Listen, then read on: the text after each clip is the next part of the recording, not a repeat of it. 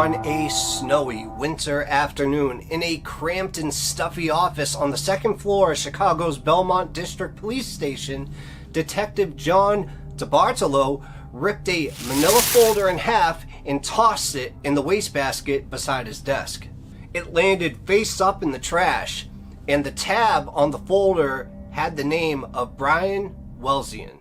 You see, almost a month after Welzian turned up missing early New Year's Day, the investigation of his disappearance had outgrown its file, forcing DeBartolo to discard the original folder to find a bigger one. And still, there was nothing in file number F001135 that provided a clue to the whereabouts of Stephanie Welzian's only child.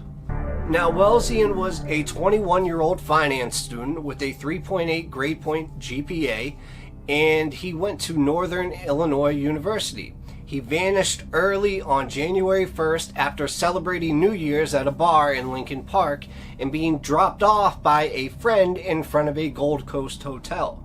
Since then, the story has spiked in and out of news and public consciousness. Grasping at possibilities rather than an actual tip, police ran into another dead end one morning last week after cutting a hole in the ice-covering Lincoln Park South Lagoon.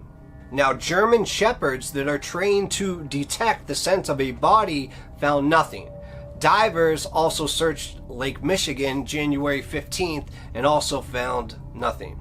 Then on Sunday, 2 days after, the owner of a Chicago area trucking company donated $15,000 towards the reward Welzian's family had offered for information leading to his return, bringing the total to $25,000.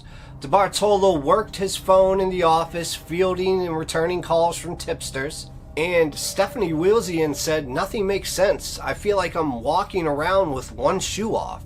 I mean, this case really just didn't make any sense. And stymied investigators were shaking their heads and trying to think of their own children as they work overtime to find this liberating clue, the ending that never comes. And everybody they talked to couldn't tell them anything. Now, even though this is just one of many missing person cases, there are 25,000 in the city each year. It is unlike any DeBartolo has ever seen before. It was a mystery with a brand of drama and desperation all on its own. But he did say there's always some reason. There's a reason a person is missing. Now, let's take a closer look. It all began when Welzian, a suburban college student, came to Chicago New Year's Eve night with two boyhood buddies, Nick Young and Mike Wittrup. Now, after dropping off Wittrup's Toyota Camry at the Omni Ambassador East Hotel, where they planned to spend the night in a friend's room, the three took a $6 cab ride to a Northside bar called Irish Eyes. Now, this dim little pub is a typical Lincoln Park pub, full of the malty smell of imported beer, and on the jukebox is a selection ranging from Mariah Carey to ZZ Top. That night, tickets to the pub's private New Year's Eve party went for $75 a head. An organizer sold $150. And when Charles Glassner, manager and bartender, left at 10:15 on December 31st, he said there were still about 130 people that were packed inside. And it wasn't until 11:15 p.m. when Welzian arrived there with his friends. He wore a brown sweater, brown pants, and brown shoes. At 5'9" and 145 pounds, Welzian wasn't big, but he was solidly built, with a stout neck, and he was an athlete. He played soccer and he ran track. Now, when the six left the bar at 2:15 a.m. and realized that they wouldn't all fit in Kane's car, who was one of their friends that they met there as well, which was a Nissan Maxima, for the ride back to the hotel, Young and Wittrup, Welzian's closest friends in the group, split off and proceeded to another bar. But Welzian was just woozy from the alcohol he had consumed, so he left with Kane and two of the others and rode toward the Ambassador East Hotel. So when Kane pulled up in the front of the hotel, the two of his other passengers went out, got inside the hotel. But Welzian, who had fallen asleep on the way back, stayed in the car and he threw up. Now, Kane remembers being annoyed at that time, and he remembers telling him, "Get out." And as Kane drove away eastbound toward the dark swell of Lake Michigan, Kane caught a glimpse of Wellesian, an image framed in his rearview mirror and etched in his mind forever. And all he saw was Wellesian in the rearview mirror just stumbling, and that was it. Now, police later grilled Kane and told him things such as, "You're in a lot of trouble if you don't tell us exactly what's going on." They thought he had something to do with it. But Kane remained steady in saying that he had no idea, and he was extremely scared at that time of the police, and the police eventually let him go. Now, during Y2K, this is the story I would have told you, because this is all that was known at that time. Now, we're going to fast forward 19 years to read about the discoveries that this case brought. And we get our next information from the channel Oxygen.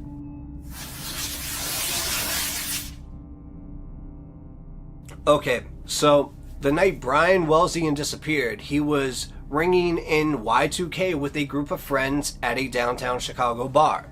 Now, according to witnesses, the 21-year-old finance student only had a few drinks, but by the end of the evening, he was violently ill and had vomited multiple times in public. And that's when Wellesian eventually told his friends that he wanted to call it a night. And during the drive back to their hotel, he started throwing up. So he exited the car while his friends parked, and witnesses outside the hotel saw Wellesian vomiting in the street, and it was the last time that he was seen alive. Wellesian was missing for 77 days before his body was found washed ashore on a beach in Gary, Indiana, 30 miles south of Chicago. Now, police theorized he went to the edge of Lake Michigan, which would have been about a 5-minute walk from the hotel, and accidentally fell in. Now, they say there were no signs of foul play, and Wellesian's death was ruled an undetermined drowning.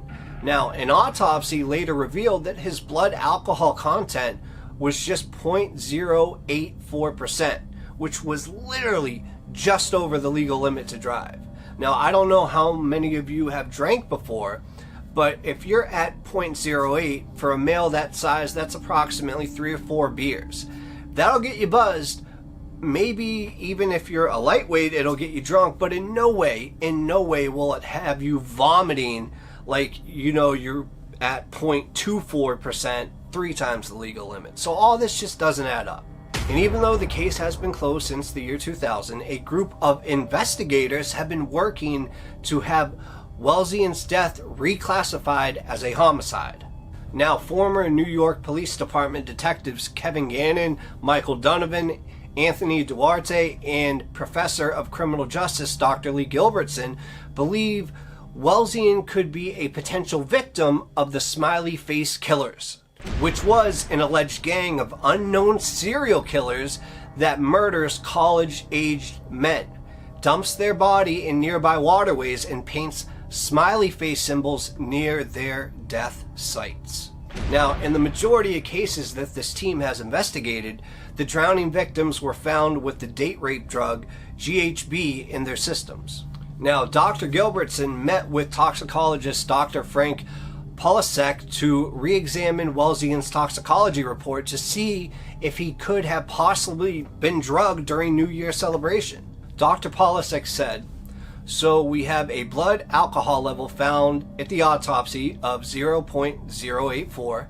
Based on the reports that I had, the story was Wellesian had had about 2 drinks, and that's just inadequate. So there's something horribly wrong with how sick he appeared to be and how he passed out and almost comatose he was." End quote. Now, Dr. Polasek explained that Wellesian could have ingested more alcohol after leaving the bar, but it is also possible that he was given a substance maliciously and that he was the target of somebody seeking to do him harm. Dr. Polasek also said it could be a stranger at the bar who's just on New Year's Eve trying to take advantage of individuals while intoxicated, in which case, they slip something into his drink when he wasn't looking. He becomes extremely violently ill. I mean, he said that's very consistent with what happens on New Year's Eve. Now, Wellesian's toxicology report came back negative for a variety of debilitating drugs, but he was never tested for the presence of GHB. Though the team will never be able to conclusively know if Welsing was given GHB, Dr. Polasek believes he could have been drugged. He even said, "I can't attribute it to being alcohol alone. There had to be something else in him to explain the degree of illness that he had."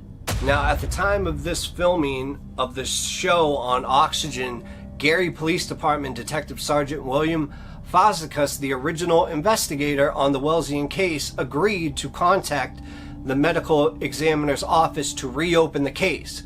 Now, Fazekas is currently pursuing new leads still. So, will we get the full story of what happened to Welsing? Maybe we will, maybe we won't. Only time will tell. But I hope you enjoyed that story. It's kind of a mysterious one, and I really want to know your thoughts in the comments. I appreciate y'all. I love y'all. Have a good day, and peace.